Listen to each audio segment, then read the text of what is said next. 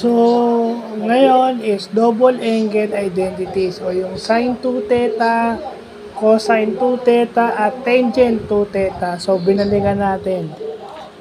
So, ang prerequisite nito, marunong kang solve ng complex fractions. So, gladly, may Google, so nababalikan natin. Again, ito yung part ng trigonometry namin nung college na hirap si Jeffrey Pasag.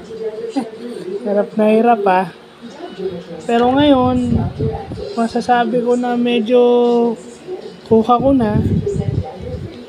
Ginamit natin dito yung Pythagorean triplet o yung Pythagorean triples para mas madali yung example.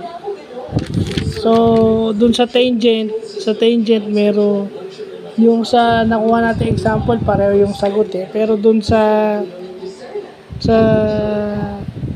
yung sa sarili natin example, kasi gumamit tayo ng quotient identity. So, sa tangent 2 theta, dalawa ang pwede natin gamitin. Alam natin na yung tangent is sine over cosine o sine squared theta.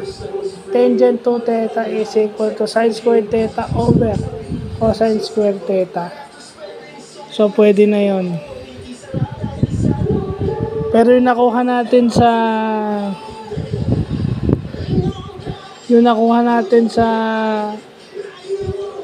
by long method, yun na yun. So, titingnan pa natin yung common divisor nitong yung common divisor nitong 42, 25 at saka 25.